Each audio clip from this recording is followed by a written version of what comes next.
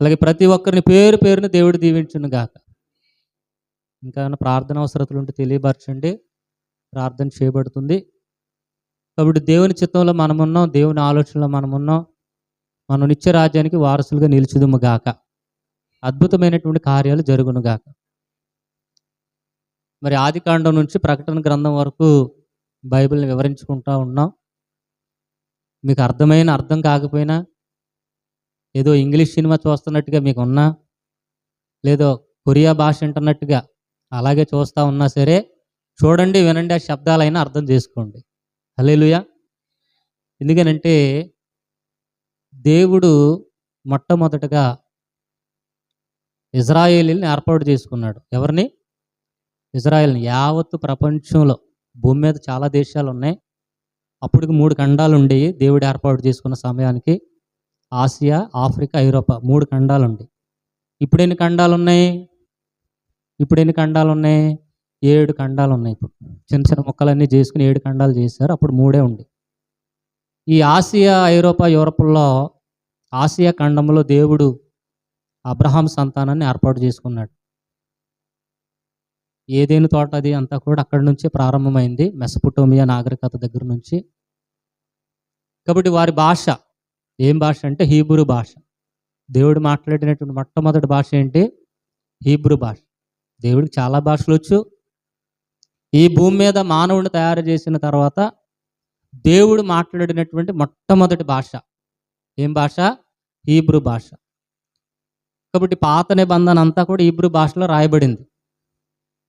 Bible గ్రంథంలో ఉన్న పాత నిబంధన ఏ భాషలో రాయబడింది? హీబ్రూ భాషలో రాయబడింది. మనకు తెలియకపోవచ్చు, కానీ వాటి విషయాలు మనం నేర్చుకోవడానికి ప్రయత్నం చేయదుము గాక.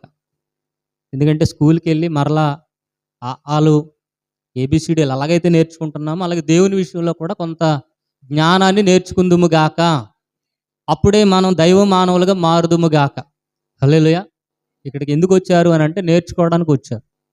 దేవుని పాదాల దగ్గర చేరి ఏం చేయడానికి వచ్చారు? నేర్చుకోవడానికి వచ్చారు. హల్లెలూయా. మరి మందిరాన్ని మరలా బలపరుస్తున్నటువంటి రూతమ్మ గారిని, అలాగే కీర్తన గారిని, అలాగే నక్షత్ర గారిని, సునీత గారిని, శ్యామల గారిని, అలాగే వెనకాల చెల్లిని, సజీవమణిని, అలాగే తమ్ముళ్ళని, అన్నమ్మ గారిని, అమ్మని, అందరికీ కూడా దేవుడు దీవించును గాక. హల్లెలూయా. ఆనందం, సంతోషం ఉన్నప్పుడు చాలామంది ఉంటారు, కానీ దుఃఖంలో ఉన్నప్పుడు నిలబడిన వారే అసలైనటువంటి స్నేహితులు, అసలైనటువంటి బంధుమిత్రులు. హల్లెలూయా. అసలైనటువంటి ఆత్మీయులు కూడా. కాబట్టి అసలు సిసలైనటువంటి ప్రజలు మీరు. కాబట్టి దేవుని వాక్యము కొంచెం అర్థం చేసుకుని, జాగ్రత్తగా అర్థం చేసుకుని ఆయన సన్నిధికి వెళ్ళిపోవాలనేదే దేవుని కోరిక. హల్లెలూయా. కాబట్టి చదువుని ఏం చేస్తున్నాం? మనం మరలా నేర్చుకుంటున్నాం. అవునా కదా? స్కూల్కి వెళ్ళాల్సిన పని ఏముంది? చదువుకోవాల్సిన పని ఏముంది అని అంటే, ఈ లోకంలో బ్రతకాలి అని అంటే చదువు, జ్ఞానం కావాలి. అవునా కదా? చదువు లేనివాడు అంటారు. కాబట్టి ఈ లోకంలో బ్రతకాలంటే కొంత చదువు కావాలి, ఈ లోకంలో బ్రతకాలంటే కొంత జ్ఞానం కావాలి. మరి పరలోకం వెళ్ళాలి అని అంటే చెప్పాలి, పరలోకం వెళ్ళాలి, దేవుని దగ్గరికి వెళ్ళాలంటే ఆ లోక జ్ఞానం కూడా కావాలి. హల్లెలూయా. 2 ఉంటేనే మనం దేవుని రాజ్యానికి చేరగలుగుతాం, దేవుని దగ్గరికి చేరగలుగుతాం. ఏమో బాబు ఇదేంటో నాకేమీ అర్థం కావట్లేదు అని అంటే దేవుడిని అడగండి. దేవుడి పాదాల చెంత చేరితే ఖచ్చితంగా అక్షరాభ్యాసం దేవుడు చేస్తారు. చదువు లేని వారికి చదువు వస్తుంది, జ్ఞానం లేని వారికి జ్ఞానం వస్తుంది. పేతురు గారు ఎప్పుడు కూడా స్కూల్కి వెళ్ళాల, యేసు ప్రభు వారు కూడా ఎప్పుడు స్కూల్కి వెళ్ళాల, యోహాను గారు కూడా ఎప్పుడు కూడా స్కూల్కి వెళ్ళాల. వాళ్ళు ఏమంటారంటే విద్య లేని పామరులు. వాళ్ళు ఎవరు? విద్య లేని పామరులు. వాళ్ళే దేవుని జ్ఞానం నేర్చుకున్నారు. హల్లెలూయా. దేవుని జ్ఞానం నేర్చుకున్నప్పుడు భూ సంబంధమైన జ్ఞానం కూడా వస్తుంది. భూ సంబంధమైన జ్ఞానం నేర్చుకుంటే పర సంబంధమైన జ్ఞానం ఏమీ రాదు. మీరు స్కూల్కి వెళ్ళి లేదా కాలేజీకి వెళ్ళి ఏబిసిడీలు అక్షరాలు నేర్చుకున్నంత మాత్రాన దేవుని జ్ఞానం రాదు. కానీ ఒక విషయం, దేవుని జ్ఞానం నేర్చుకుంటే భూ సంబంధమైన జ్ఞానం కూడా వస్తుంది. హల్లెలూయా. అలాగే మనం ఆశీర్వాదం పొందుకుందుము గాక, దీవెనలు పొందుకుందాం గాక. ఒకసారి చప్పట్లు కొడదామా? సంతోషంగా కొడదామా? ఆనందంగా కొడదామా? హల్లెలూయా. బిగ్గరగా కొడదాం. ఆశీర్వాదం కావాలనుకున్న వాళ్ళందరూ బిగ్గరగా కొడదాం. హల్లెలూయా. కాబట్టి పరసంబంధమైనటువంటి ఆశీర్వాదం మీకు వచ్చును గాక. చదువు ఆదికాండము 2వ అధ్యాయం 7వ వచనం చదువుకుందాం. ఆదికాండము 2వ అధ్యాయం 7వ వచనాన్ని చదువుకుందాం. దేవుడైన యెహోవా నేల మంటితో నరుని నిర్మించి వాని నాసికారంధ్రములలో జీవవాయువును ఊదగా, సరిపోద్దండి, నరుడు జీవ ఆత్మ ఆయను. అంటే దేవుడు భూ సంబంధమైనటువంటి ధూళిని అనగా భూ పదార్థాన్ని, అలాగే పర సంబంధమైనటువంటి కాంతిని, రెండింటిని తీసుకున్నాడు. హల్లెలూయా. దేవుడు ఏం చేసుకున్నారమ్మా? నరుణ్ణి తయారు చేయడానికి దేవునికి ఒక ఆలోచన ఉంది. పోయిన వారం చెప్పాం మనం, దేవుడు వెలుగై ఉన్నాడు అని, దేవునికి రూపం అంటూ లేదు అని, దేవుడు ఆది అంతము లేని దేవుడని, సరిహద్దులు లేని దేవుడని, ఆయనకు ప్రారంభం అంటూ ఏమీ లేని దేవుడని, ఆ దేవుడు తనకున్నటువంటి కాంతిని కొంత వెనక్కి తీసుకున్నాడు. చిజిమిమ్ అంటారు హీబ్రూలో. ఆ కాంతిని వెనక్కి తీసుకోవడం ద్వారా శూన్యం అనేటువంటిది ఏర్పడింది. హల్లెలూయా. చీకటి అనేటువంటిది ఏర్పడింది.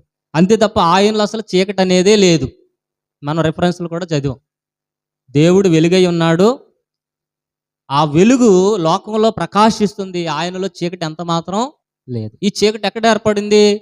దేవుడు ఒక సృష్టిని తయారు చేయాలి అని ఆ వెలుగై ఉన్నటువంటి దేవుడు కొంత వెనక్కి లాక్కున్నాడు. హల్లెలూయా. ఈ వెనక్కి లాక్కోవడం బట్టి మనకు లోకాలు అనేటువంటి ఏర్పడినాయి.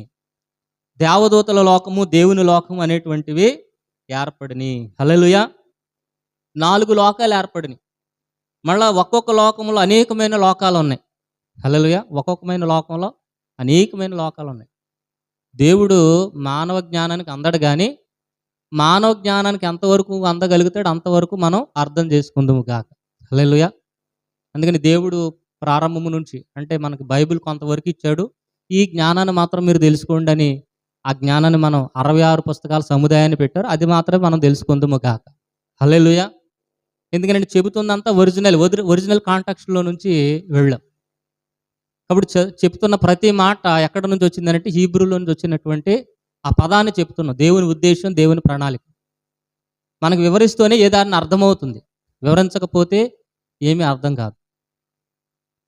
ఒక రోజున మన కాన్ఫరెన్స్లో అవ్వమ్మ గారు ఈ మంచి చెడ్డలు తెలివినిచ్చి వృక్షఫలం తిన్న తర్వాత దేవుని దగ్గర ఏడ్చారు అనేటువంటి విషయం చెప్పాం.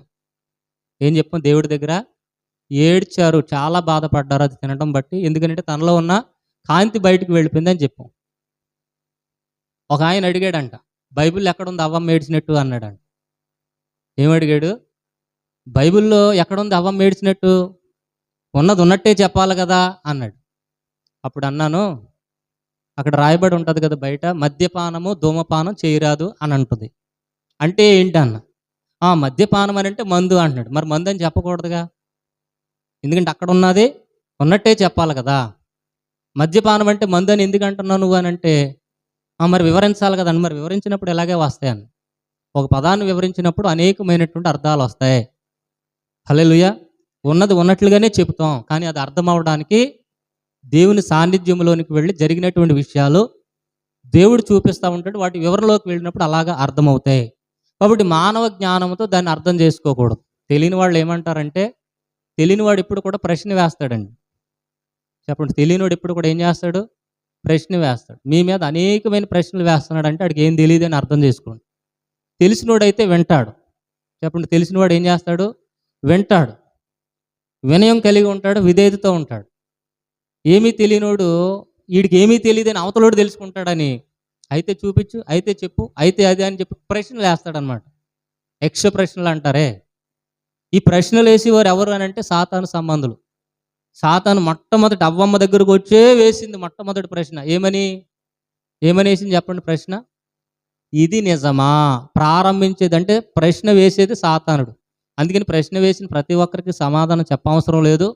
మనకు తెలిస్తే చాలు, మన ఆత్మకు తెలిస్తే చాలు, మన మనస్సాక్షికి తెలిస్తే చాలు. హల్లెలూయా.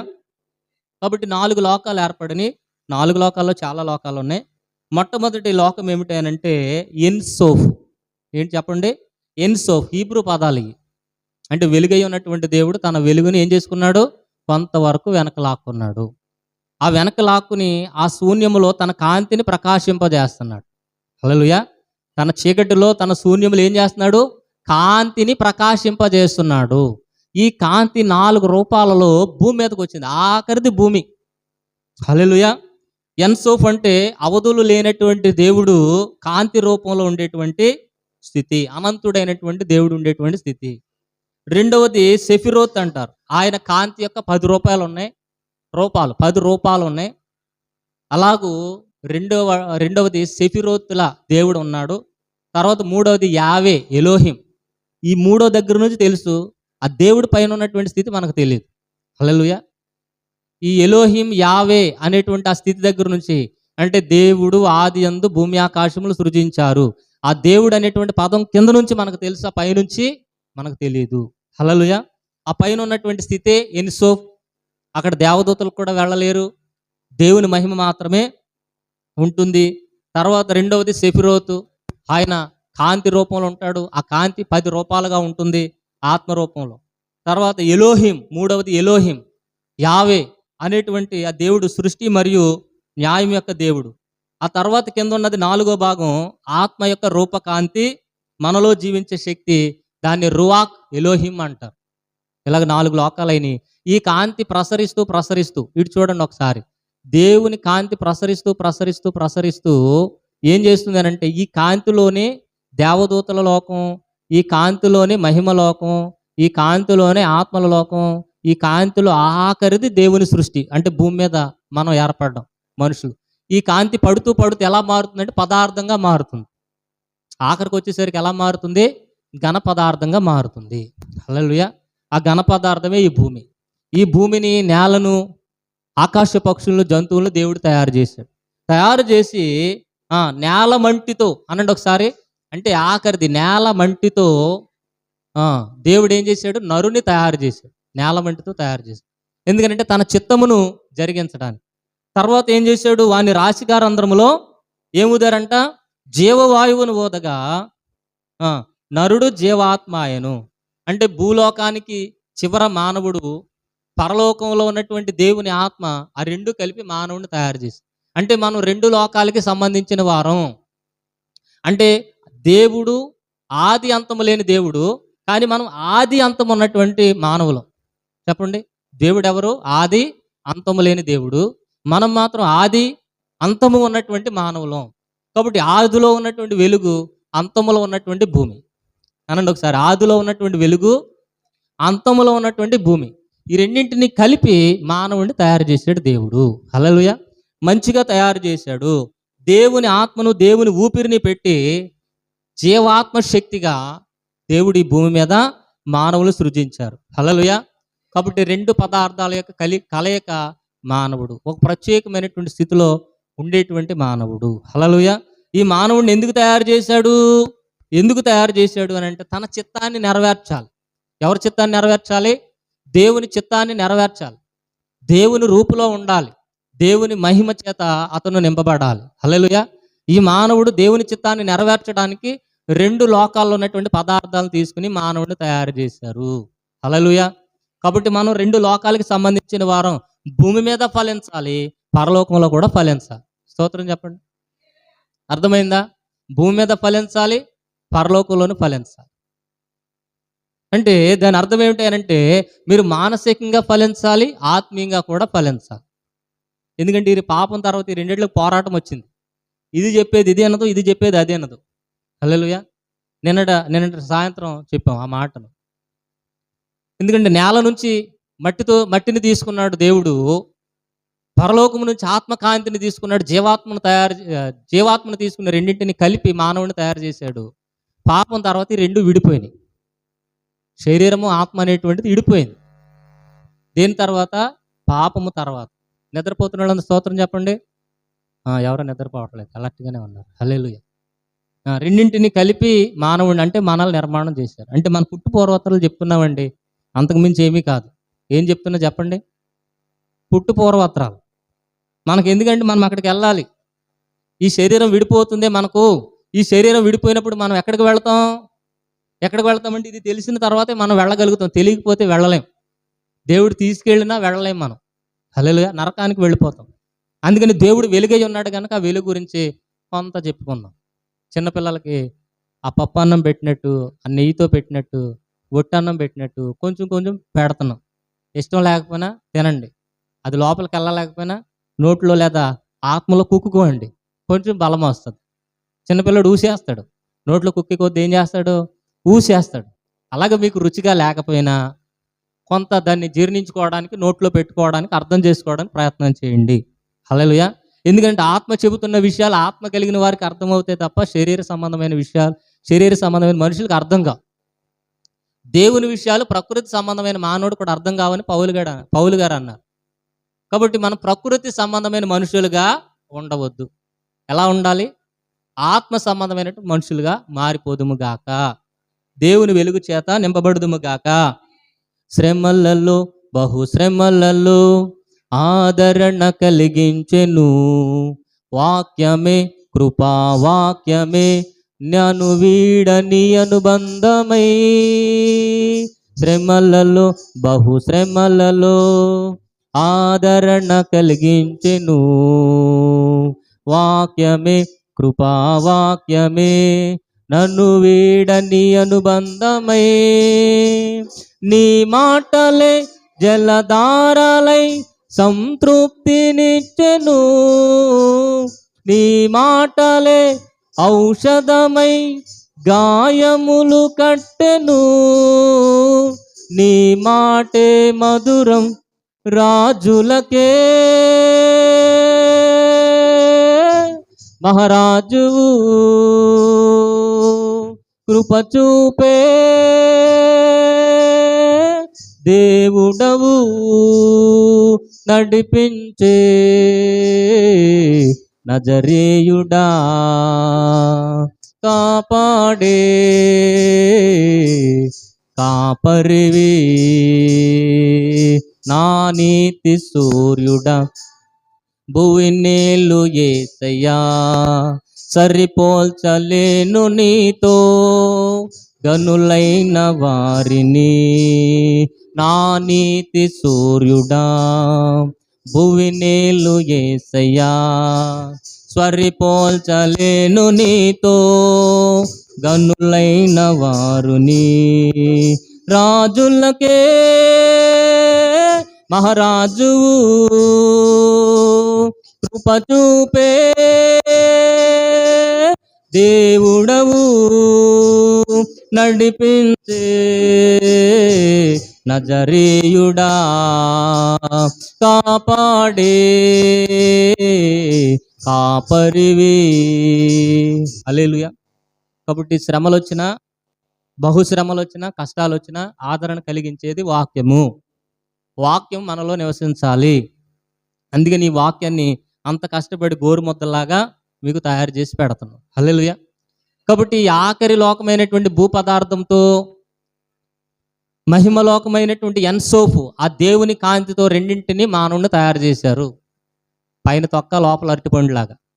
హల్లెలూయా. లోపల సొన, గుడ్డు పెంకులాగా దేవుడు కింద పదార్థాన్ని పై పదార్థాన్ని కలిపి ఎవరిని తయారు చేశారు? మనల్ని తయారు చేశారు. అంటే మానవుణ్ణి, మొట్టమొదటి మానవుణ్ణి దేవుడు తయారు చేశారు. ఎందుకు తయారు చేశారు అని అంటే దేవుని చిత్తాన్ని జరిగించాలి, దేవుని రూపులో ఉండాలి, మంచిగా ఉండాలి, పరిశుద్ధతతో యథార్థతతో ఉండాలి. హల్లెలూయా. 8వ వచనం చదువుదాం. 2వ అధ్యాయం 8వ వచనం తర్వాత చదువుదాం. చూడండి. దేవుడైన యెహోవా తూర్పున ఏదెనులో ఒక తోట వేసి తాను నిర్మించిన నరుని దానిలో ఉంచెను. సరిపోద్దండి. కాబట్టి దేవుడైన యెహోవా తూర్పున ఏదెనులో, తూర్పు అంటే ఇటు చూడండి, తూర్పు అంటే ఏమిటంటే అనంటే బైబిల్ భాష మొట్టమొదటిగా మనకి 4 దిశల్లో మొట్టమొదటి దిశ ఏది? తూర్పు దిశ కదా. ఇటు చూడండి, తూర్పు ఏది? ఇటే ఉందా, ఇటు ఉందా? నా వైపు ఉందా? తూర్పు దిశ. తూర్పు అనగా మొదటి, పడమర అనగా రెండవ, ఉత్తరం అనగా మూడవ, దక్షిణం అనగా 4వ. అది అర్థం. ఓకేనా. తూర్పున అంటే ఎవరికి తూర్పు? ఎవరికి తూర్పు కాదు అది. తూర్పున అనగా మొట్టమొదటిగా అనండి. అంటే సృష్టి తయారు చేయకముందు భూమి మీద మొట్టమొదటిగా, ఈ చెట్లు చేమలు మానవుడు ఎవరూ లేనప్పుడు మొట్టమొదటిగా అని అర్థం. ఏం వేసాడంట? ఏదెనులో. ఆ ప్లేస్ పేరేంటి? ఏదెన్. ఈడెన్ అంటారు ఇంగ్లీష్లో. హల్లెలూయా. అనగా ఆనందము, సుఖము, సంతోషము, సౌందర్యము, దేవుని మహిమ, డిలైట్ అంటారు ఇంగ్లీష్లో. హల్లెలూయా. కాబట్టి ఏదేను తోటను వేశారంట. హల్లెలూయా. తోట అనగా ఒక వ్యవస్థ, తోట అనగా ఒక దేశము, తోట అనగా దేవుని మహిమ. కాబట్టి మొట్టమొదటిగా దేవుడు భూమి మీద ఏం పెట్టాడు అని అంటే ఏదేనులో ఒక తోట. అనండి ఒకసారి, ఏదేనులో అంటే దేవుని మహిమ ఉన్నటువంటి ఈ భూమి మీద, దేవుని రాజ్యం ఉన్నటువంటి ఈ భూమి మీద ఒక తోటను వేశారు. అంటే ప్రారంభంలో మనిషి తోటలో జీవించేవాడు. హల్లెలూయా. ఒక తోటలో వేసి నరుని నిర్మించి, ఆ నరుణ్ణి ఎక్కడ నిర్మించాడు? పరలోక రాజ్యంలో నిర్మించాడు. ఎందుకనంటే దేవుని కాంతి ఆఖరిగా ఉన్నటువంటి భూమి మీద ఆ యొక్క మట్టిని లేదా నేల మట్టిని, నేలలో ఉన్నటువంటి ధూళిని రెండింటిని కలిపి తయారు చేసి ఎక్కడికి తీసుకొచ్చాడు? ఏదేని తోటలోకి పెట్టాడు. హల్లెలూయా. అర్థమవుతుంది ఏమన్నా? నరుని ఎక్కడ పెట్టారు చెప్పండి? లేదు ఎక్కడ నాటాడు చెప్పండి? ఏదేను తోట. ఏదేను తోట అనగా ఆనందం, సుఖం, సకల సౌందర్యములు, చక్కని ఆహ్లాదకరమైనటువంటి వాతావరణం తోటలో పెట్టాడు. ఎందుకని? మానవుడు సంతోషంగా ఉండాలి. దేవుని ప్రణాళిక అండి. కష్టపెట్టే దేవుడు కాదు, శ్రమ పెట్టే దేవుడు కాదు. కొంతమంది అంటారు దేవుడు అసలు నా వైపు చూడట్లేదండి, నాకున్న కష్టాలు ఎవరికే లేవు, సినిమా కష్టాలు నాయ అంటారు. హల్లెలూయా. కాబట్టి దేవుడు కష్టపెట్టే దేవుడు కాదు. దేవుడు ఆదాముని లేదా మొట్టమొదటి మానవుని ఎక్కడ పెట్టాడు? ఆనందంలో, సంతోషములో, సుఖములో పెట్టాడు. హల్లెలూయా. కాబట్టి సకల జాతి వృక్ష ఫలాలు అక్కడ ఉన్నాయి. దేవుని సృష్టి అక్కడ ఉంది, దేవుని మహిమ అక్కడ ఉంది, దేవుని ప్రభావం అక్కడ ఉంది, దేవుని శక్తి అక్కడ ఉంది, దేవుని ఆత్మ అక్కడ ఉంది. హల్లెలూయా. ఎందుకు పెట్టాడు మానవుడిని? ఎందుకు పెట్టాడు ఏదేని తోటలో? చదవండి తర్వాత. చూపునకు రమ్యమైనది, ఆహారమునకు మంచిదైన అయినా జీవవృక్షమును, మంచి చెడ్డలు తెలివినిచ్చి వృక్షమును నేల నుండి మొలిపించును. ఆ తోటను తడుపుటకు సరిపోద్దండి. కాబట్టి 15వ వచనంలో దేవుడు అంటాడు, దేవుడైన యెహోవా నరుని తీసుకుని ఏదేను తోటను సేద్యపరచడానికి, దాన్ని కాయడానికి అందులో ఉంచెను. హల్లెలూయా. కాబట్టి ఏదేను తోట పాపం చేసిన తర్వాత మరలా దేవుని దగ్గరికి వెళ్ళిపోయింది. ఇప్పుడు ఏదేను తోట మర్మంగా ఎక్కడ పెట్టారు అని అంటే మనలో పెట్టాడు. హల్లెలూయా. మనలో ఏదేను తోటలో 2 వృక్ష ఫలాలు ఉన్నాయి. ఒకటి జీవవృక్షము, 2 మంచి చెడ్డలు తెలివినిచ్చు వృక్ష ఫలం. దేవుడు అన్నారు, మంచి చెడ్డలు తెలివినిచ్చు వృక్ష ఫలమును నువ్వు తిని దినమున ఏమైపోతావు? చనిపోతావు, మరణిస్తావు అని అన్నారు. హల్లెలూయా. ఇక్కడ మంచి చెడ్డలు తెలివినిచ్చు వృక్ష ఫలం ఏమిటి అంటే మన మనస్సు, మన ఆలోచనలు. మంచి చెడ్డలు తెలివినిచ్చు వృక్ష ఫలం. మన మనస్సు ప్రకారం, మన ఆలోచనల ప్రకారం వెళితే మరణం అనేది వస్తుంది. జీవవృక్షం ఏదనంటే మన ఆత్మ. అందుకని దేవుడు అన్నాడు, ప్రియుడా నువ్వు ఆత్మలో వర్ధిల్లుచున్న కొలది అన్ని విషయాల్లో వర్ధిల్లుతావు. అంటే పరీక్ష పెట్టాడు. భూమి మీద ఏదేను తోట వేసి, ఏదేను తోటలో నరుని పెట్టి 2 వృక్షాలు పెట్టి పరీక్ష పెట్టాడు దేవుడు. హల్లెలూయా. ఎందుకు పరీక్ష పెట్టాడు? దేవదూతలు తన ప్రధానత్వాన్ని నిలిపోగలేకపోయినాయి. ఆయన తయారు చేసినటువంటి ఆ మహిమలోకంలో ఉన్నటువంటి దేవదూతలు పాడైపోయినాయి. అందుకని పరీక్ష కోసం ఎక్కడ పెట్టాడు మానవుణ్ణి? భూమి మీద ఏదేను తోటలో పెట్టారు. హల్లెలూయా. కాబట్టి దేవుడు పెడుతున్నటువంటి పరీక్షలో మనం నెగ్గుదుము గాక. అవ్వమ్మ అయితే నెగ్గలేకపోయింది, ఆదాం అయితే నెగ్గలేకపోయారు, కానీ పడిపోవడం ఆ రోజు నుంచే ఉంది. కానీ మనమైతే నిలబడుదుము గాక, దేవుని ఆత్మచేత నింపబడుదుము గాక. ఏదేను తోట అంటే ఏమిటనంటే దేవుడు మానవుడు కలుసుకునేటువంటి స్థలం. హల్లెలూయా. ఏదేను తోట అంటే ఏంటి? దేవుడు మానవుడు కలుసుకునేటువంటి స్థలం. ప్రతిరోజు దేవుడు మనం కలుసుకోవాలి. ఉదయాన్నే, మధ్యాహ్నం, సాయంత్రం. ఇప్పుడు ఎలా కలుసుకుంటాం దేవునితో? చెప్పాలి. ఎలా కలుసుకుంటాం? ప్రార్థన ద్వారా కలుసుకుంటాం, వాక్యం ద్వారా కలుసుకుంటాం. హల్లెలూయా. ఏదేను తోటను ఎందుకు పెట్టాడు? దేవుడు మానవుడు కలిసి ఉండాలి. ఏదేను తోట అనగా సుఖము, ఆనందము, సంతోషము, డిలైట్. ఓకేనా? దేవుని మహిమ కాంతి ఉండేటువంటి స్థలం, దుఃఖమే లేనటువంటి ప్రదేశం, నేరమే లేనటువంటి ప్రదేశం, చీకటే లేనటువంటి ప్రదేశం. అప్పటికి సూర్యచంద్రులు ఎవరో కూడా తయారు చేయబడలేదు. హల్లెలూయా. కాబట్టి మనం మరలా ఏదేను తోటలోనికి వెళ్ళిపోదుము గాక. అప్పుడే మనకు శాంతి, సమాధానం, ఆనందం ఉంటుంది. హల్లెలూయా. కాబట్టి దేవుడు ఎందుకు పెట్టాడు ఏదేను తోటలో? మానవుడు సుఖంగా ఉండాలి, మానవుడు సంతోషంగా ఉండాలి. మరి మనం సుఖంగా ఉండగలుగుతున్నామా, సంతోషంగా ఉండగలుగుతున్నామని అంటే లేదు. ఎందుకని? మనలోనికి చీకటి అనేది ప్రవేశించింది. ఆ చీకటిని ప్రతిరోజు ప్రార్థన ద్వారా లేదా దేవునితో మాట్లాడడం ద్వారా, దేవుని వాక్యాన్ని చదవడం ద్వారా ఆ చీకటిని తీసివేసుకుందుము గాక. హల్లెలూయా. దేవుని మహిమ చేత నింపబడుదుము గాక. అంటే వాక్యం అనేటువంటి వెలుగు ప్రతిరోజు మనలోనికి వస్తే చీకటి అనేది వెళ్ళిపోతుంది. ఈ యొక్క వెలుగు నీకు సమాధానం ఇచ్చును గాక. ఈ వెలుగు నిన్ను బలపరుచును గాక. ఈ వెలుగు నిన్ను ఉన్నతమైన స్థానంలో ఉంచుదు గాక. హల్లెలూయా. కాబట్టి మనం వెలుగు సంబంధులుగా మారుదుము గాక. ఏమైనా అర్థమవుతుందండి? ఏమైనా అర్థమవుతుందా? నిద్ర వస్తుందా బాగా? హల్లెలూయా. ఏదేనులో ఏం వేసాడని చెప్పండి? ఒక తోట వేశారు. ఆ తోటలో సకల జాతి వృక్ష ఫలాలు ఉన్నాయి. ప్రతి జాతి వృక్ష ఫలాన్ని ఆదాము తినాలి. ఆదాము మరలా సేద్యపరచాలి. హల్లెలూయా. తినడం అనగా తిని జ్ఞానాన్ని సంపాదించుకోవాలి. హల్లెలూయా. ఏమండి, ఒక విషయం ఇటు చూడండి, నా వైపు చూడండి, స్తోత్రం చెప్పండి. జ్ఞానం లేకపోతే, జ్ఞానం సంపాదించుకోకపోతే బయట పశువులు కూడా ఉన్నాయి, తింటాయి, తిరుగుతాయి, పడుకుంటాయి. అప్పుడు అవి మనం ఒకటైపోతాం. అవునా కదా? ఎందుకండి వాక్యం, ఎందుకండి ప్రార్థన అంటే అవి మనం ఒకటైపోతాం. అంటే దీపం లేనటువంటి మానవుడు, జ్ఞానం లేనటువంటి మానవుడు ఇక్కడ విడిచిపెట్టబడతాడు. ఫిల్టర్ చేయడానికి భూమి మీద పెట్టాడు. నువ్వు ఆ ఫిల్టర్లో నాకు ఇదంతా ఎందుకని చెప్పేసి అక్కడ ఆగిపోతే నువ్వు పరలోకం చేరలేవు. దేవుని నామానికి మహిమ కలుగును గాక. మేలుకై సమస్తమును జరిగించుచున్నావు నీవు, ఏదియు కొదువ చేయవు నిన్నాశ్రయించిన వారికి. మేలుకై సమస్తమును జరిగించుచున్నావు నీవు, ఏదియు కొదువ చేయవు నిన్నాశ్రయించిన వారికి. భీకరమైన కార్యములు చేయుచున్నవాడా, సజీవుడవై అధిక స్తోత్రము పొందుచున్నవాడా, గణపరతును నిన్నే ప్రేమించే యేసయ్యా. నీవుంటే చాలునయ్యా, నడిపించే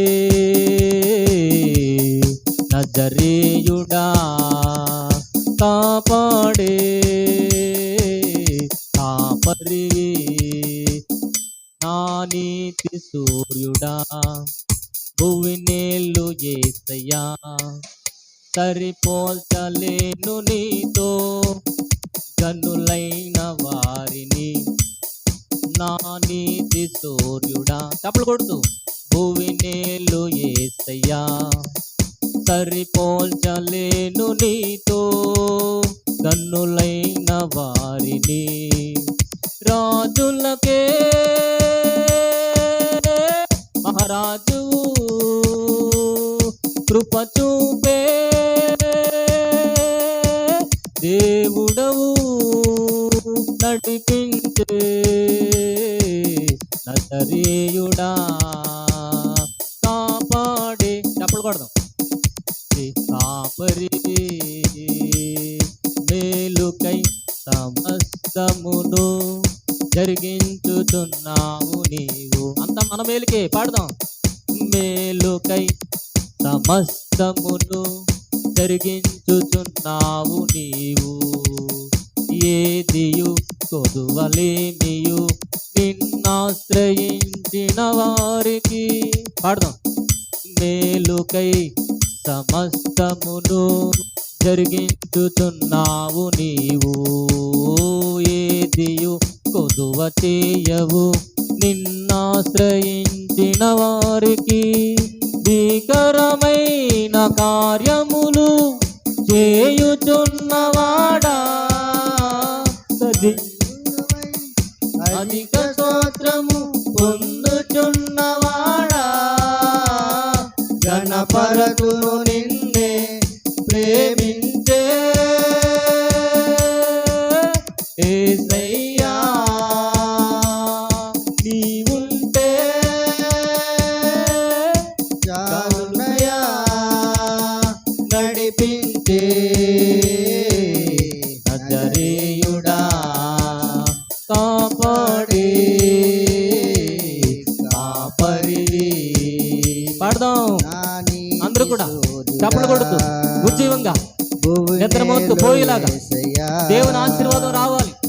సాతాను వాక్యం ఎత్తికెళ్ళకూడదు. నీతో గనులైన వారిని నా నీతి సూర్యుడా భూమి నేలు యేసయ్యా సరిపోల్చలేను నీతో గనులైన వారిని.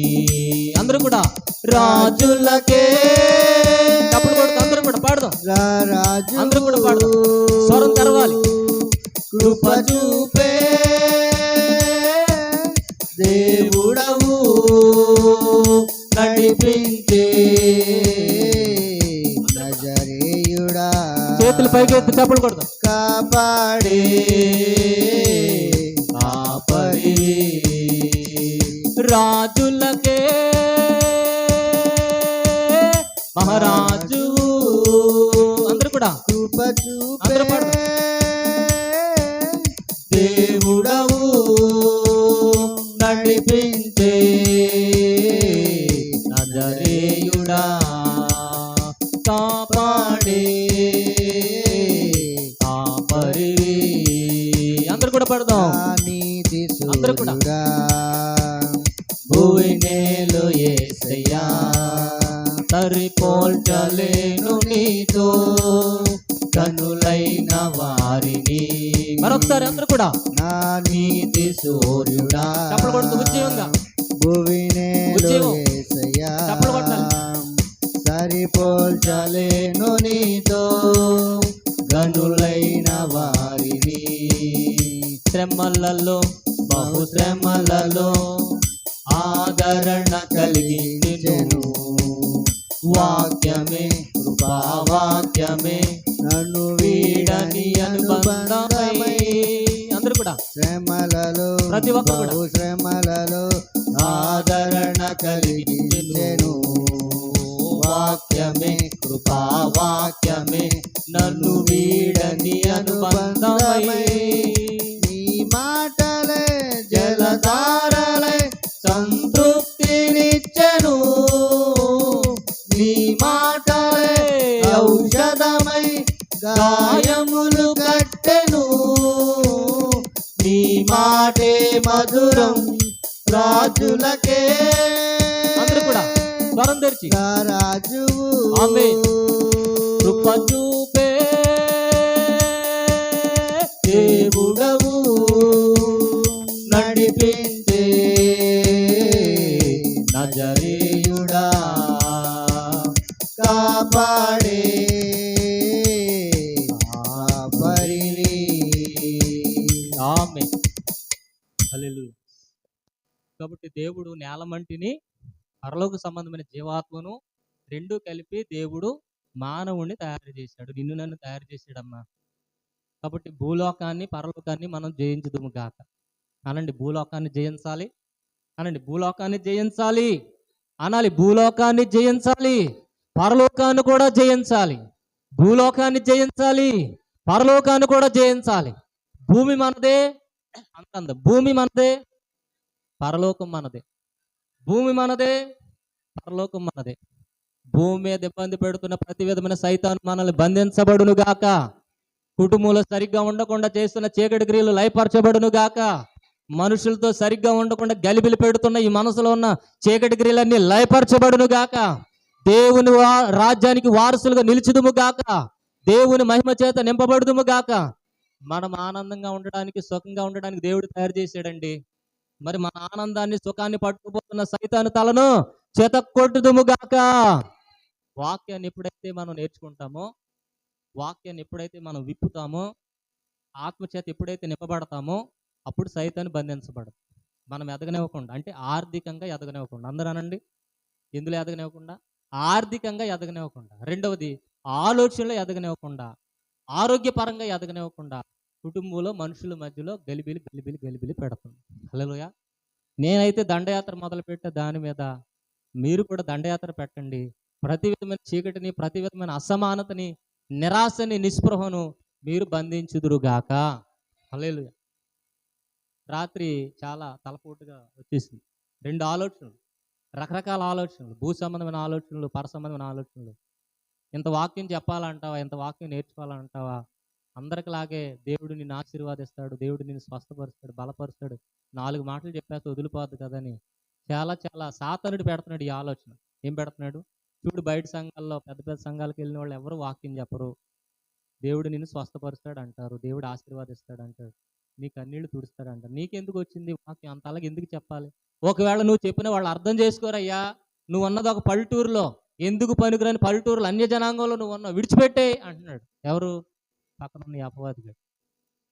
చాలా చెప్పు, అవును కదా, నిజమే కదా, ఎవరు వింటారు వాక్యం, ఎవరు వస్తున్నారు, ఎవరు రావట్లేదు కదా, ఎందుకు, నాకెందుకు? అందరు పాస్టర్లాగే నేను కూడా చక్కగా టైంపాస్ చేయడానికి ఒక హార్మోని పెట్టుకునో, ఒక పాట పెట్టుకునో, లేదా పాత పాటలన్నీ బయటికి లాగో, అబ్బా పాస్టర్ గారు ఏం పాడుతున్నారా అని అనిపించుకునో, లేకపోతే ఏం వాక్యం చెప్తున్నారా అని అనిపించుకునో, ఎదురు చేసుకునే పబ్బం గడుపుకుందాం అనే ఆలోచన వచ్చేసింది రాత్రి. ఇప్పుడు అనుకున్న వెంటనే ఇది సాతానుడు పెడుతున్నాడు. వెంటనే తలమచ్చి వేసుకుని లేక పడుకుండిపోయి, నాలో ఉన్నవాడు లోకంలో ఉన్నవాడి కంటే గొప్పవాడు, నాలోనికి బలహీనత అనేది రాకూడదు, నిరాశ అనేది రాకూడదు అని వెంటనే మళ్ళా నాకు నేనే మంచం మీదకి వచ్చిన భాషలు మాట్లాడుకుంటూ అలాగ నిద్రపోయాను. తెల్లారి 4:35 అప్పుడు మెలకు వచ్చింది. మా అమ్మగారు లేపారు. 4:30 అయిపోయింది, ప్రార్థన ఉన్నది కదా అని. అప్పుడు మరలా లేవడం ప్రారంభించాం. ఉదయం లేచేసరికి మొత్తం అంత ఏ ఆలోచన లేదు. హల్లెలూయా, దగ్గరగా చప్పట్లు కొట్టి దేవుని నామాన్ని మహింపరుద్దాం. కాబట్టి ఏది జరిగించినా మన మేలుకే. మనం భూ సంబంధమైన ఆశీర్వాదం మనకు కావాలి, భూమిని ఏలాలి. ఎందుకంటే ఉన్నది ఒకే ఒక జీవితం అన్నాడు ఒకసారి. మనకున్నది ఎన్ని జీవితాలమ్మా? ఒకే ఒక్క జీవితం. ఈ ఒక్క జీవితాన్ని పరిపూర్ణంగా అనుభవించాలి. హల్లెలూయా. మనకు కావాల్సిన ఆశీర్వాదం లాక్కోవాలంటే మనం దేవుని పిల్లలం. భర్త మన ఆశీర్వాదం లాక్కుంటున్నాడా? భార్య మన ఆశీర్వాదం లాక్కుంటున్నారా? లేదా పక్కింటి వాళ్ళు లాక్కుంటున్నారా? ఎదురింటి వాళ్ళు లాక్కుంటున్నారా? లేదా నీ ఆలోచనలే నిన్ను కృంగదీస్తున్నాయా? వాటిని నువ్వు ఎదురించుదువు గాక, దేవుని వెలుగు చేత చీకటిని పారద్రోలుదువు గాక, ఉన్న స్థితి నుంచి దిగ్గున లేచుదువు గాక. బిగ్గరగా చప్పట్లు కొట్టి దేవుని నామమును మహిమపరుద్దాం. హల్లెలూయా, హల్లెలూయా. బేతెస్దా కోనేరు దగ్గర 38 సంవత్సరాల నుంచి పడి ఉన్నాడండి ఒక వ్యక్తి. దేనితో పడి ఉన్నాడు? రోగం, పక్షవాయువుతో పడి ఉన్నాడు. పక్షవాయువు అంటే నరాలు పనిచేయు, చేతులు పనిచేయు, ఎముకలు పనిచేయు, నడుము పనిచేయదు. ఆ బెడ్ మీద అలాగే పడుకుని ఉన్నాడు. ఆయన అంటున్నాడు, అయ్యా దేవదూత ఆ బేతెస్దా కోనేరులో వచ్చి నీళ్లు కదిలిస్తుంది. నీళ్లు కదిలించినప్పుడు ఎవడైతే మొట్టమొదటి దూకుతాడో వాడికి స్వస్థత. నేను దూకలేకపోతున్నా, నేను వెళ్ళలేకపోతున్నా, నా పరిస్థితి ఇలా 38 సంవత్సరాల నుంచి ఇక్కడే ఉన్నానని తను తాను దూషించుకుంటూ, తను తాను ఇబ్బంది పెట్టుకుంటూ అలాగే ఉండిపోయాడు. హల్లెలూయా. చెప్పండి, ఈ బేతెస్దా కోనేరు దగ్గర 38 సంవత్సరాల నుంచి పడి ఉన్నటువంటి వ్యక్తికి ఎన్ని జీవితాలు చెప్పాలి? ఎన్ని జీవితాలు? ఒకే ఒక జీవితం. ఒకే ఒక జీవితంలో ఎన్ని సంవత్సరాలు వేస్ట్ చేసుకున్నాడు చెప్పాలి? ఎన్ని సంవత్సరాలు వేస్ట్ చేసుకున్నాడు? 38 సంవత్సరాలు. ఆళ్ళు రావట్లా, ఈళ్ళు రావట్లా, ఆళ్ళ చెయ్యందించట్లా, వీళ్ళు చెయ్యందించట్లా అని వాళ్ళని తిట్టుకుంటూ వాళ్ళ మీద వీళ్ళ మీద ఆధారపడుతూ ఉన్నారు. ఈ రోజున నువ్వు అలాగున్నావేమో, నీ ఆలోచనలు అలాగున్నాయేమో. మారునుగాక. దేవుడు వెంటనే అతను వ్యక్తిని చూశాడు. ఆ వ్యక్తిని చూసి కనికరపడి జాలిపడి అంటున్నాడు, నా కుమారుడా, నీ పాపాలు క్షమించబడిని, నీ పరుపు నువ్వే ఎత్తుకో. ఎవడెత్తుతాడు నీ పరుపు? నేను కూడా ఎత్తను. దేవుడు అంటున్నాడు. దేవుడు ఏమన్నా పరుపు ఎత్తి చేతిలో పెట్టాడా? దేవుడు ఏమన్నా చెయ్యేసి ప్రార్థన చేశాడా? చెప్పాలి. అక్కడ ఏం జరిగింది చెప్పాలి? అక్కడ ఏం జరిగింది అని అంటే దేవుని కాంతి ఆయన మీద ప్రకాశించింది. బిగ్గరగా చప్పలు కొట్టి దేవుని నామాన్ని మహిమపరుద్దాం. హల్లెలూయా. ఆ కాంతి మనలో ఉంది. దేవుడు చూశాడే ఆ వ్యక్తిని. దేవుని చూసినప్పుడు దేవుని కాంతి వెళ్ళింది. అక్కడ ప్రార్థన చేయలా, దేవుడు చేయి పట్టుకోలేదు, ఆ పరుపు కూడా చేతుల్లో సంకలో పెట్టలా అతనికి, లేదా నువ్వు లేవయ్యా అని చేయి కూడా అందించలా. హల్లెలూయా. ఏమన్నాడు? వెళ్ళి యేసయ్యా చెప్పాలి, నీ పరుపు నువ్వే ఎత్తుకో అన్నాడా లేదా? అంటే ఆయన మాటకు శక్తి ఉంది, ఆయన మాటకు బలం ఉంది, ఆయన మాటకు మహిమ ఉంది. కాబట్టి మన జీవితాన్ని మనమే తీర్చిదిద్దుకుందుము గాక, ఎవరి మీద ఆధారపడకుందుము గాక, ఎవరి వైపు చూడకుందుము గాక.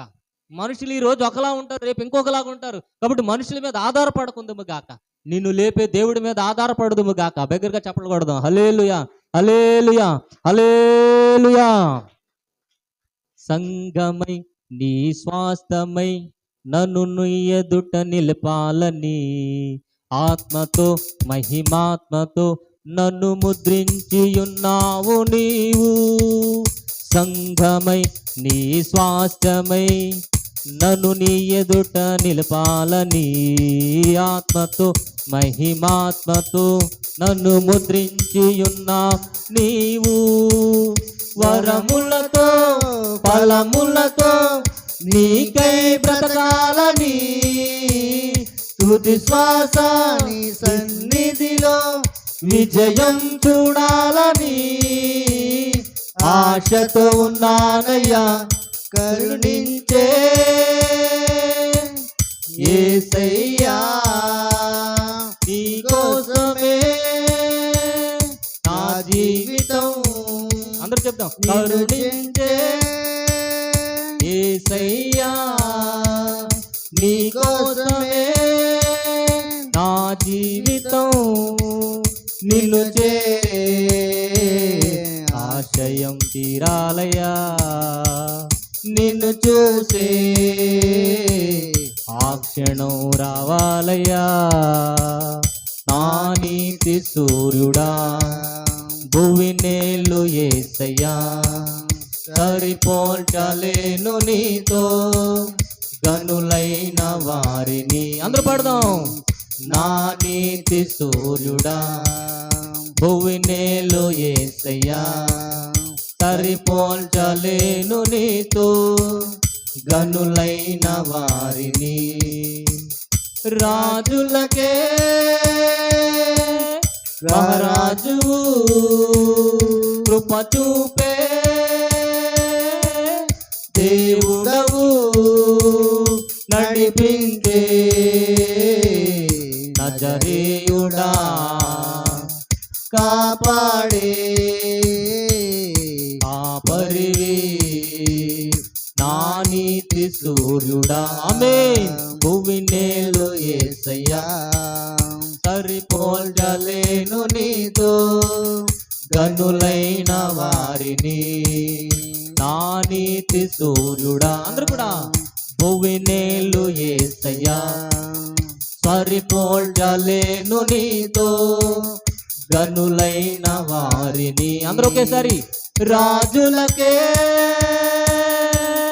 మహారాజు కృప చూపే దేవుడవు నడిపించే నజరేయుడా కాపాడే ఆపరి ఆమె ఇప్పుడు వచ్చినట్టు మ్యూజిక్ పట్టుకు దేవుడి నామానికి మహిమ కలుగును గాక పేటను కూడా దేవుడు దీవించును గాక ఆశీర్వదించును గాక కాబట్టి ఒకటే జీవితం దేవుడు అంటున్నాడు నిన్ను దేవుని మహిమ కాంతితో నేలమంటితో తయారు చేశాను ఆదామా నువ్వు నేల మీద ఫలించాలి పరలోక రాజ్యంలో ఫలించాలి రెండింటి కలయిక నీవు కాబట్టి ఏదేను తోటలో నిన్ను పెట్టాను ఆనందం సుఖంలో నిన్ను పెట్టాను నీ కష్టము వస్తుందని నువ్వు ఆగిపోవద్దు శ్రమ వస్తుందని ఆగిపోవద్దు ఇబ్బంది వస్తుందని ఆగిపోవద్దు నీ పరుపెత్తుకుని ఏం చేయాలి నువ్వే నడవాలి నీ భార్య రాదు నీ భర్త రారు నీ పిల్లలు రారు నిన్ను కనికరించే వాళ్ళు ఇప్పుడు నువ్వు లేస్తున్నా సరే అవహేళన చేసేవారు ఉంటారు ఆయన లేచాడు ఆ పక్షవాయువు కలిగిన వాడు లేచి పరుపెట్టుకుని నడుస్తుంటే పరిసయలు సర్దుకేయాలి అన్నారు ఇది విశ్రాంతి దినం కదా నేను స్వస్థపరుచున్నాడు ఎవడు ఈ రోజున అసలు స్వస్థపరచొచ్చా ఈ రోజున అసలు నువ్వు లేవచ్చా ఈ రోజు నువ్వు లేవకూడదు కదా అక్కడే కూర్చోవాలి కదా అని ఈ పరిసయలు సర్దుకేయాలి అక్కడ ఉన్నవాళ్ళు మళ్ళీ కుష్ఠరోగిని లేదా ఈ పక్షవాయువు కలిగిన ఎక్కడ కూర్చోబెడతా చూస్తున్నారు చెప్పండి అమ్మ ఎక్కడ కూర్చోబెట్టడానికి చూస్తున్నారు మళ్ళీ పడిపోయిన స్థితిలోనే అక్కడే కూర్చోబెట్టాలని చూస్తున్నారు హల్లెలూయా మనుషులు ఎప్పుడు కూడా నువ్వు ఎక్కడైతే పడిపోయావు అక్కడే కూర్చోబెట్టాలని చూస్తారు ఎక్కడైతే ఉన్నావో ఆదరణ లేకుండా ప్రేమ లేకుండా మహిమ లేకుండా నువ్వు ఎక్కడైతే ఉన్నావో అక్కడే ఉండాలని కోరుకుంటారు మనుషులు అందుకని ప్రభు అన్నారు మనుషులను ఆశ్రయించుడి కంటే రాజులను ఆశ్రయించుడి కంటే యెహోవాను ఆశ్రయించడం మేలు దగ్గరగా చప్పలు కొట్టి దేవుని నామని మహిమపరుద్దాం హల్లెలూయా అందుకని ఈ శక్తి కలిగిన మందిరంలోనికి నువ్వు రావాలి నువ్వు నాటబడాలి ఇక్కడ ఉన్నటువంటి దైవజనుడు నువ్వు ఎదగాలని కోరుకుంటాడు హల్లెలూయా నువ్వు మహిమతో నింపబడాలని కోరుకుంటాడు అందుకని యేసయ్య అన్నాడు వచ్చి అయ్యా 38 సంవత్సరాల నుంచి పడి ఉన్నావు నీ పరుపు ఎత్తుకో నువ్వే నడు నేనెవరో నడిపించరు నేనెవరో పట్టుకోరు నా మాట చెప్పు నువ్వు నడు ఎవరి మాట చెప్పునా నా మాట చెప్పు నువ్వు నడు నా మాట నిన్ను జీవింపజేస్తుంది నా మాట నిన్ను బ్రతికింపజేస్తుంది ఎవరో వచ్చి నిన్ను స్వస్థపరచడానికి కోనేట్లో దింపరయ్యా మనుషుల మీద ఆధారపడకయ్యా మారయ్యా అని చెప్పేసి యేసయ్య ఆ మాట అనగానే ఈ మాటలన్నీ వెరైటీగా ఉన్నాయి. నిజమే కదా, 38 సంవత్సరాల నుంచి నేను చూశాను, నా స్నేహితులు ఎవరు నా దగ్గరికి రాలా. 38 సంవత్సరాల నుంచి చూశాను, నా కుటుంబ సభ్యులు ఎవరు నా దగ్గరికి రాలా. 38 సంవత్సరాల నుంచి ఇక్కడ పడి ఉన్నా. ఈ చుట్టుపక్కల దారిని వెళ్ళిపోయే వాళ్ళు కూడా ఏం చేస్తున్నారు, అసలు పట్టించుకోవట్లా, చూడట్లా. ఎవరు చూస్తారండి నిన్ను నన్ను? చెప్పాలి, ఎవరికేం అవసరం? మనం అనుకోవచ్చు పలానా వ్యక్తికి నేను మేలు చేస్తే నా వ్యక్తి నాకు మేలు ఇస్తాడంటే కుదరదు. ఇది లోకము, పాపపు లోకము, అంధకార లోకము, స్వార్థపూరితమైన లోకం. నీకెవరు జీవితాన్ని ఇవ్వరు. నీ జీవితాన్ని నువ్వే తీర్చిదిద్దుకోవాలి. నీ వంట నువ్వే చేసుకోవాలి. నీ అంటులు నువ్వే తోముకోవాలి. నీ బట్టలు నువ్వే ఉతుక్కోవాలి. నువ్వు లేచినా లేవకపోయినా. ఆమేన్ చెప్పండి. నువ్వు లేచినా లేవకపోయినా నిన్నెవరు ఆదరించరు. అందుకని ఆదాముని ఎక్కడ పెట్టాడు దేవుడు? సంతోషంలో, సుఖంలో పెట్టాడు. ఈ సంతోషము, సుఖం అపవాది పట్టుకుని వెళ్ళిపోతుంది మనుషుల రూపంలో ఉండి. అయినా సరే మరలా ఆనందాన్ని లాక్కొందుము గాక, మరలా సుఖాన్ని లాక్కొందుము గాక, మరలా దేవుని వాక్యం చేత బలాన్ని తెచ్చుకుని మనంతట మనమే దిగ్గున లేచుదుము గాక. దగ్గరగా చప్పట్లు కొడదాం. హల్లెలూయా, హల్లెలూయా. నిన్ను లేపేవాడు ఆయన, లేవడానికి సిద్ధపడితే. హల్లెలూయా. నిన్ను లేపేవాడు ఆయనే, నువ్వు లేవడానికి సిద్ధపడాలి. ఆమేన్ చెప్పండి. కాబట్టి ఆదాముని ఎందులో ఉంచాడంటే ఏదెను తోటలో ఉంచాడు. ఎందుకని? సకల జాతి వృక్ష ఫలాలు తిని నిరభ్యంతరంగా జీవించడానికి, నిరభ్యంతరంగా సంతోషంగా ఆనందంగా ఉండడానికి. ఈ నిరభ్యంతరం అనేటువంటిది అపవాది దొంగిలించాడు. హల్లెలూయా. అయితే వాడికి అంత శక్తి లేదు, కానీ మరల పరీక్ష కోసం దేవుడు పెట్టాడు. కాబట్టి చెప్పండి, మనం దేవుని మీద ఆధారపడదుము గాక. హల్లెలూయా. మనుషుల వైపు చూడకుందుము గాక. ఈరోజు మనకు లేచేటువంటి స్థితిలో ఉంటే నలుగురు చప్పట్లు కొడతారు. పడిపోయిన స్థితిలో ఉంటే నలుగురు ఉమ్ము వస్తారు. అది సహజం, ప్రకృతి నియమం అది. కాబట్టి మనుషుల వైపు చూడొద్దు. మనం లేచిన చప్పట్లు కొట్టేది దేవుడే, మనం పడిపోయిన చప్పట్లు కొట్టేది దేవుడే. బిగ్గరగా చప్పట్లు కొడదాం. హల్లెలూయా. మనం కృంగిపోయినా మనం లేవనెత్తేది దేవుడే. మన ఆనందంలో కూడా సంతోషాన్ని పంచుకునేది దేవుడే. దేవుడి వైపు లేచి మనకి ఏదైతే టాలెంట్ ఇచ్చాడో, ఏదైతే ఈవులు బహుమతులు ఇచ్చాడో, మనలో ఒకటి ఉంటుంది. దాన్ని మనం డెవలప్ చేసుకుని, వంట చేసేవారు వంట చేయాలి, వ్యాపారం చేసేవారు వ్యాపారం చేయాలి, ఉద్యోగం చేసేవారు ఉద్యోగం చేయాలి. చేసి మన కాళ్ళ మీద మనం నిలబడదుము గాక. 6 దినాలు కష్టపడదుము గాక.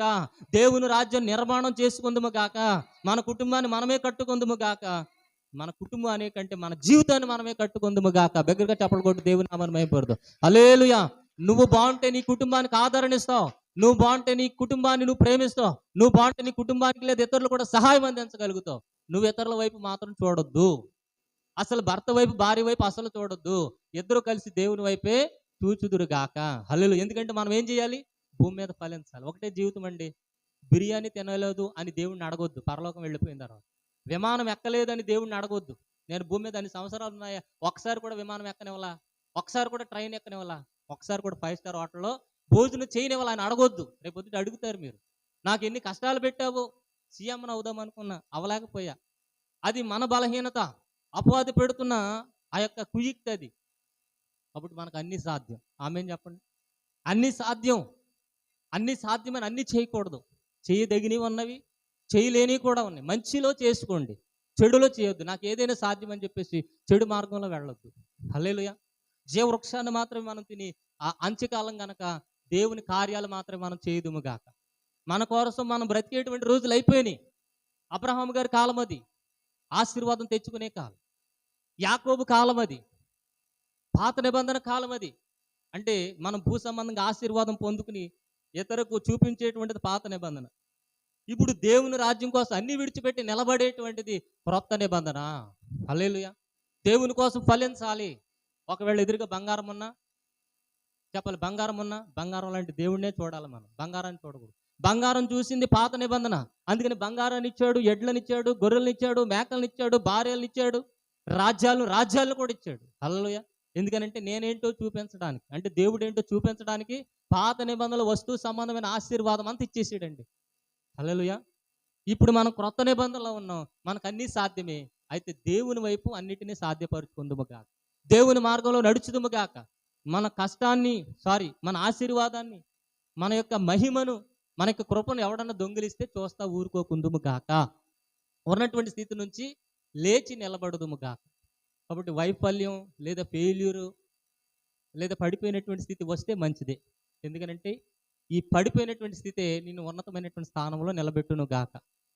పడిపోవాలి, నువ్వు లేవాలి అని అంటే పడిపోవాలి. నువ్వు గెలవాలి అని అంటే నువ్వు ఓడిపోవాలి. ఇప్పుడు ఓడిపోయినటువంటి పరిస్థితులు ఉన్నావు, తర్వాత నువ్వు గెలుచుదువు గాక. నీలో నా పవర్ను పెట్టాడు. ఏ పవరు? దేవుని ఆత్మను నీలో ఉంచాడు. ప్రార్థన ద్వారా, వాక్యము ద్వారా, దైవజనులతో కలిసి ఉండడం ద్వారా ఈ లోపల ఉన్నటువంటి చొక్క, ఆత్మ అనేటువంటి చొక్క వెలుగుతుంది. హల్లెలూయా. ఇది వెలిగిన రోజున నీకు సమస్తము సాధ్యమే. నీకు సమస్తము సాధ్యమే. నీ దగ్గర ఉన్న ఆనందం, నీకు దగ్గర ఉన్నటువంటి సుఖాన్ని ఎవరూ దొంగిలించలేరు. హల్లెలూయా. కాబట్టి మనం రెండింటికి సంబంధించిన వారం భూమి మీద ఫలించాలి. ఏదో జీవితాన్ని వెళ్ళగక్కుతున్నాంలే, ఏదో నడిపేస్తున్నాంలే, నా పని అయిపోయింది అయ్యగారు, నా పని అయిపోయింది అనే స్థితికి రావద్దు. ఆఖరి ఊపిరి ఉన్నంత వరకు పోరాడుతూనే ఉండుదుము గాక. హల్లెలూయా. కాళ్ళు లేకపోయినా, చేతులు లేకపోయినా పనులు చేసేవాళ్ళు బోళంతమంది ఉన్నారు. మనం మోకాళ్ళు నొప్పులను, షుగర్ బీపీ అని వంక పెట్టుకుని ఇంటి దగ్గర కూర్చోకుందుము గాక. పట్టుకుని పరుగెడుదుము గాక. దగ్గరగా చప్పట్లు కట్టుకుని దేవుని నామని మహిమపరచు. హల్లెలూయా. ఎవరి మీద ఆధారపడి కూర్చుని సమయాన్ని వెళ్ళగక్కుతూ ఉంటే అది దరిద్రతకు దారి తీస్తుందని సామెతల గ్రంథంలో ఉంది. హల్లెలూయా.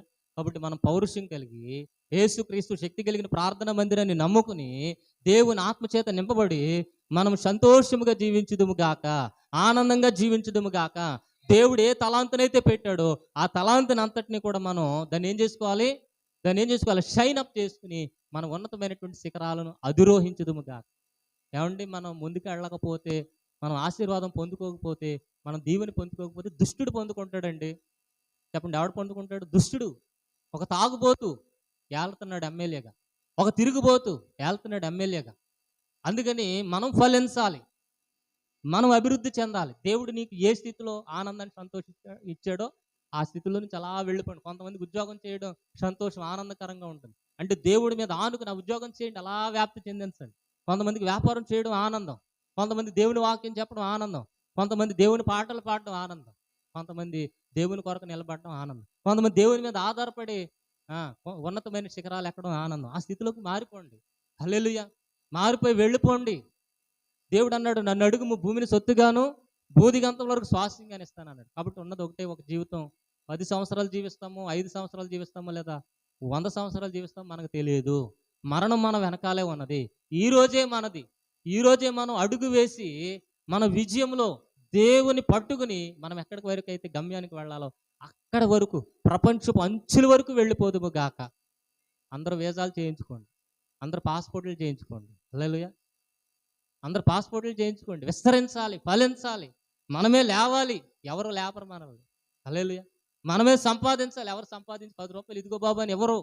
మనమే ఆరోగ్యాన్ని సంపాదించుకోవాలి, మనమే దేవుని మహిమను కూడా సంపాదించుకుని ఈ ప్రపంచ అంచుల్లోకి వెళ్ళాలి. అటు నుంచి అటు దేవుని రాజ్యంలో కూడా వెళ్ళిపోవాలి. హానోకు అలాగే వెళ్ళిపోయాడంట. 300 ఏళ్ళు దేవుడితో నడిచి చెప్తాను. హానోకు గ్రంథం వచ్చినప్పుడు చెప్తాను, అసలు ఆయన చదివితే మామూలుగా ఉండదు. ఇక నడుస్తూ ప్రపంచం అంచుల్లోకి వెళ్ళిపోయి అక్కడ నుంచి దేవునితో నడుచుకుంటూ పరలోకం వెళ్ళిపోయాడు, మళ్ళీ తిరిగిలాల. హల్లెలూయా. అటువంటి స్థితిలోనికి మనం వెళ్ళిపోదుము గాక. మన ఆనందాన్ని మనమే కొని తెచ్చుకుందుము గాక. దైవజనులతో దేవుని మందిరంతో అంటుకట్టబడి దేవుని వాక్యాలు సరిగ్గా మనం విని దేవుని వెలుగు చేత నింపబడి పరలోక సంబంధమైన భూ సంబంధమైన ఆశీర్వాదాలు 2 తెచ్చుకుందుము గాక. ఎక్కడ వేసిన గొంగలు అక్కడ అన్నట్టుగా మనం ఉండకుందుము గాక. విస్తరించుదుము గాక, ఫలించుదుము గాక. దేవుని ఏదేను తోటలోనికి మరగా అంటే రీక్రియేషన్గా మరలా మనం ఫలించుదుము గాక. అటువంటి కృపాధన్యత మనందరికీ తోడైండును గాక. ఏమైనా అర్థమైందంటారు వాక్యం? ఏమైనా అర్థమైందా? గొంతు చించుకోవడం అర్థమైంది. హల్లెలూయా. కాబట్టి దేవుడు మనల్ని అందరినీ దీవించునుగా, దేవుడు మనల్ని అందరినీ కృపచూపునుగా, బలమైన ఆశీర్వాదాలు ఇచ్చునుగా. మనలాంటి గొప్ప దేవుడు ఎక్కడా లేరు. మన దేవుడు నిజమైన దేవుడు, చేయి పట్టుకునే దేవుడు, లేవనెత్తే దేవుడు. నీ జీవితం అంధకారమయంగా ఉంటే ఫలింపజేసే దేవుడు, ఎడారి జీవితంగా ఉంటే సెలయేరుని ప్రవహింపజేసేటువంటి దేవుడు. కాబట్టి దేవుడి మీద ఆధారపడి ఎవరిని చూడకుండా ముందుకు వెళ్ళిపోదుము గాక.